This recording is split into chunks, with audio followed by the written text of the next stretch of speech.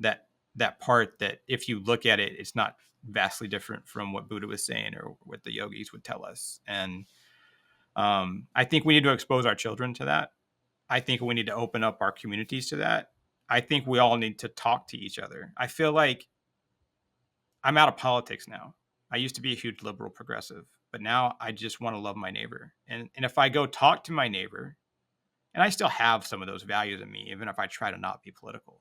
But if I go talk, say I go talk to my conservative neighbor, I live in Texas, North Texas, we probably have 90% of things that are in common that we agree on. And so why do we let that 10% tear us apart? And if we would just all, so we got to educate our children and have them be open. But then if we could just go talk to people, even people that we don't necessarily want to love, we should love them. We should love ourselves first, but then we should love our neighbor. And then if we have a conversation with them, it opens the whole world up because they see us as a person. It's hard to hate someone that talks to you, right? Yeah. I also think like our internal world as well shifts our external world, as within, so without. Every day, every second. I view war as it's a really extraneous thing. It's completely political. Any war is political. Especially after the first 24 hours, every war is political, right? Like once the war started, it ceases to achieve any objective that they're telling you that it was there to achieve, right? Um, so yeah, and I love that you say that it's an internal thing because yeah, at the end of the day, if you want to change the world through politics, through social justice, through whatever, and I'm not saying those are bad things, but if you want to change the world, you know, you start with yourself.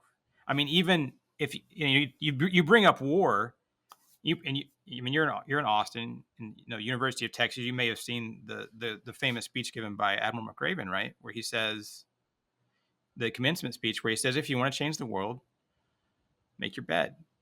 And that's actually a very spiritual piece of advice. And we're talking about a guy who was a Navy SEAL and the director of Special Operations Command. And but if you want to change the world, change yourself. And it really is, to me, that simple.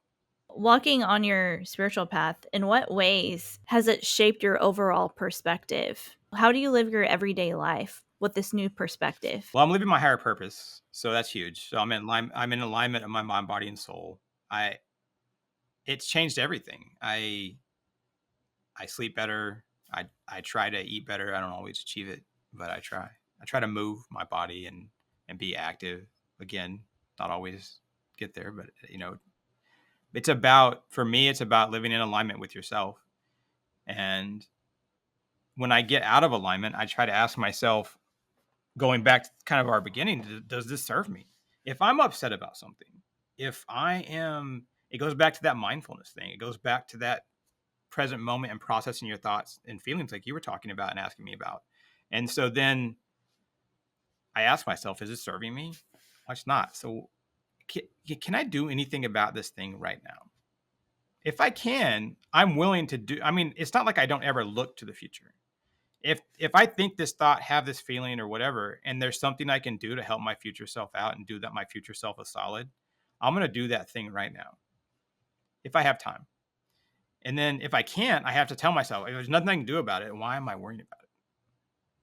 Because we worry about all this stuff that we can't control, and that may never happen, and rarely does. I mean, how often do things work out like we think they're going to work out? Right. And I think that's our own mind trying to project into the future, right? Because the present Yeah, moment is now. The future is not guaranteed ever. yeah, exactly. And I think for people to think about, that's really important too. And when starting this out is not easy, it's hard, but because the present moment comes with baggage, it comes with all this stuff. Because suddenly, when we're present in the moment, it goes back to recognizing all those inputs we're getting. And at Right. the beginning, before you've let any of this go, that's a lot of stuff. But you just have to understand that if you'll take that first step and then take that second step and third step and fourth step and fifth step, suddenly you're holding on to less luggage.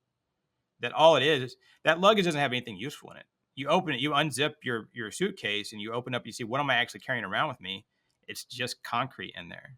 There's nothing there. Right. And also, when it comes to our past, too, past patterns of belief, And again, our labels and what society tells us as well, right? Always looking to the past and always looking to the future. But they say the present moment is what we have right now. And also, when it comes to identity shifting, it's also when you want to make a change, right? We project ourselves into the future. Right. It's easy to say. Like, how many times have any of us, probably, and people watching and listening to this too, like, maybe it's that night before you go to bed and you think, tomorrow I'm gonna change my life. I'm gonna eat better. I'm gonna exercise. I'm gonna, like, not be in that relationship with that friend over there that's been bugging me. And then we wake up the next morning and that's all gone. Or we think, oh, I'll do that tomorrow, right? Because everybody's living for, oh, I'll take action later. Because our mind and ego, they hate change. Because if we're alive and things aren't changing, then our mind and ego are like, well, you're alive, you're breathing, which is our only job, really. Yes, it keeps us safe to keep us alive. Yeah. Yeah, that dualistic thing we were talking about. You are in that situation. But I feel like when we're not in the life and death situation, it can become destructive. Yeah, my ego and mind did a lot of work for me for so many years. Really useful work, probably. Like you said, they are useful. And then I used them so much they became very sharp. And so when I came home, I was so lost. And I think a lot of people go through tough times. And I don't think any trauma is better or worse than any other trauma, right? It's just trauma. So, like, everybody has their stuff that they went through. Most people do. And so when you're going through that, your mind and ego get sharper because they're having to keep you alive. They're having to keep you moving through that pain.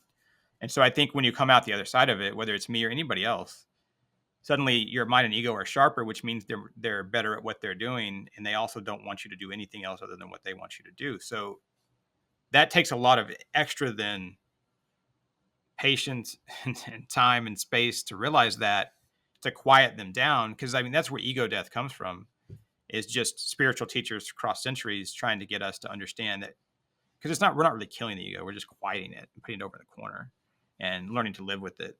But it's all about navigating through it and setting that part of you aside and be like, which part of me is triggered? Yeah, that's important. I think that's one of the most important things we've talked about so far. Okay, I'm upset.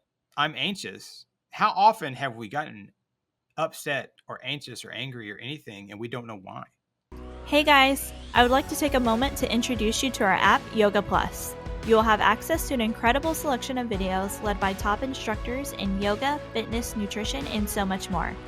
Download our Yoga Plus app available on iOS and Android today.